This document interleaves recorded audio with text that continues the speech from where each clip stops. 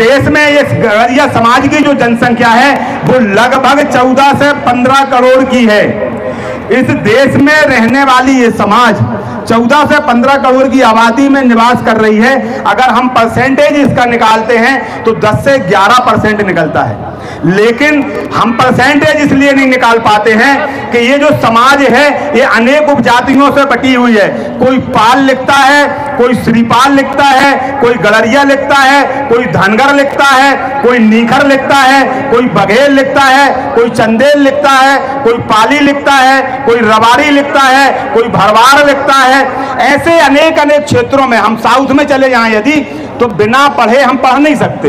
कुरवा, कुरुम्बा, रमैया, सिद्धारमैया जी मुख्यमंत्री जो है कर्नाटक के, वो गड़रिया हैं, लेकिन कौन जानता है। अपन मैं गुरुजी, मैं गया बिहार, गया जी में मैंने एक बैठक ली समाज की। वहां मंडल गड़रिया समाज के लोग लिखते हैं, महतो गड़रिया समाज के लोग लिखते हैं, इसलिए जनसंख्या निकाल के नहीं आ पा रही।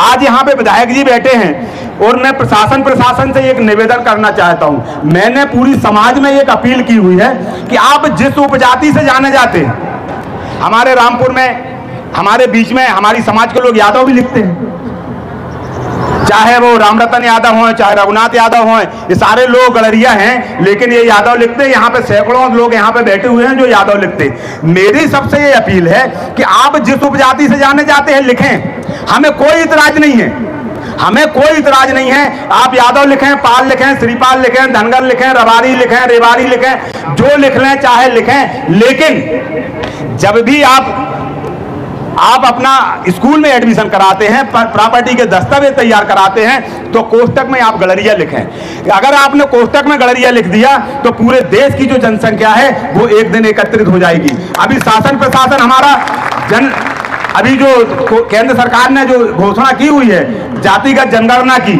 उसमें आपकी जनगणना निकल के आएगी। बहुत से लोग कहते हैं कि भाई हम धनगर लिखते हैं लेकिन हमको हरिजन बनना है। आपको क्यों हरिजन बनना है? आपको क्यों हरिजन बनना है? आपके पूर्वज कभी हरिजन नहीं रहे। लोक माता देवी अहिल्याबाई होलकर के हरिजन थी, चंद्रगुप्त मौर्य के हरिजन थे नहीं, अशोक सम्राट के हरिजन थे नहीं, हरिहर राव बुक्का राव के हरिजन थे नहीं। आपको लड़ना होगा, आपको पढ़ना होगा, आपको शिक्षित होना पड़ेगा, तब आप जाके ऐसे आगे बढ़ सकते हैं। मेरा आप सबसे निवेदन है कि ये जो जितनी भी उपजातियां बटी हैं, यहाँ पर सब मर्द समाज के सभी लोग स्वजाति बंधु बैठे हैं। मुझे एक चीज बता दें, आजादी के पहले क्या कोई उपजाति थी? नहीं थी।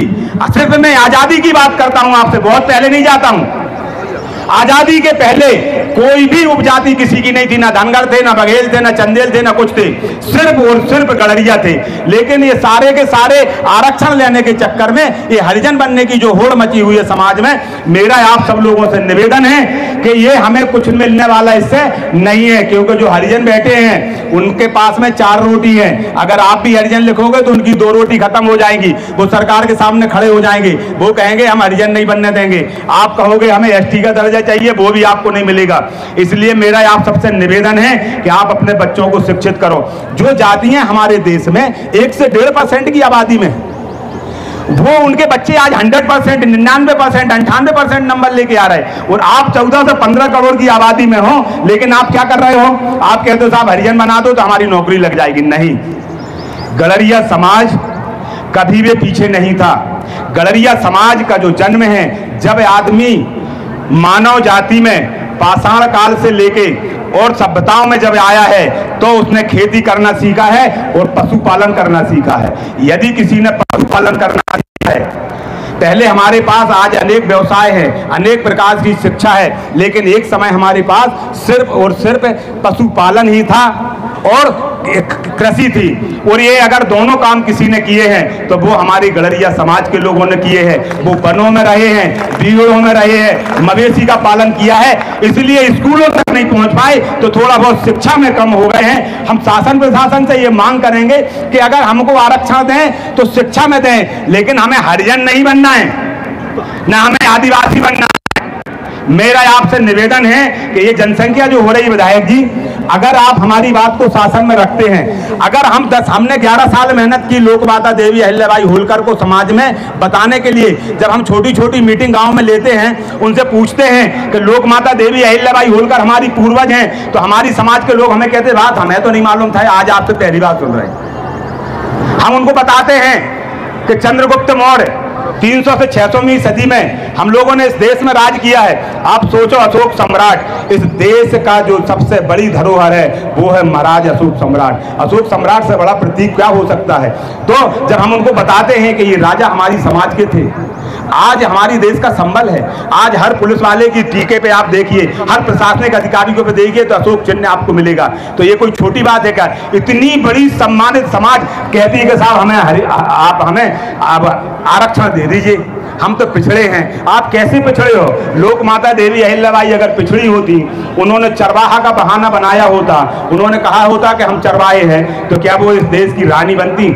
लोकमाता देवी अहिल्याबाई के जीवन के मैं आपको बता दूं कि इस भारत से पूरब से लेकर पश्चिम तक, उत्तर से लेकर दक्षिण तक, भगवान काशी में भगवान भोलेनाथ की स्थापना से लेकर बद्रीनाथ तक, और बद्रीनाथ से रामेश्वरम तक, ये जो 12 ज्योतिर्लिंग हैं, अगर इनको जब आक्रांताओं ने इस देश के ऊपर हमला किया और जब आक्रांताओं ने इस देश की संस्कृति को ध्वस्त कर दिया और ये सारे मंदिरों को तोड़वा दिया, तो वो लोकमाता देवी अहिल्याबाई होलकर थी जिन्होंने इन 12 ज्योतिर्लिंगों का जीर्णोद्धार करवाया, और जीर्णोद्धार के साथ साथ भगवान शिव की स्थापना काशी विश्वनाथ में की है। वो है आपकी लोकमाता देवी अहिल्याबाई होलकर।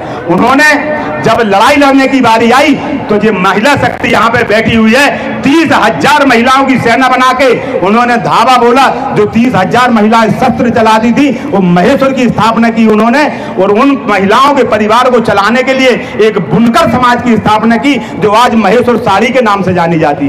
विश्व प्रसिद्ध महेश्वर साड़ी, हमारी माताएं बहनें बैठी हुई है, जैसे काशी बनारस की साड़ी है, ऐसे ही महेश्वर की साड़ी है। उस समय, आज के पौने 300 साल पहले, ये आपकी लोकमाता देवी अहिल्याबाई होलकर ने बुनकर समाज की स्थापना की थी, और उसी बुनकर पे जो अत्याचार हुआ था उनके बेटे ने किया था, उसी बुनकर को न्याय दिलाने के लिए उन्होंने अपने बेटे को, इतनी न्यायप्रिय थी कि अपने बेटे को हाथी से कुचलवा दिया था। वो लोकमाता देवी अहिल्याबाई होलकर, उनके आप वंशज हो तो क्या वो भेड़ बकरियां चराती थी? नहीं, वो शासन करती थी, वो शस्त्र उठाती थी, न्यायप्रिय थी। हमारी माताएं बहनें भी न्यायप्रिय बने, अपने बच्चों को शिक्षित बनाएं।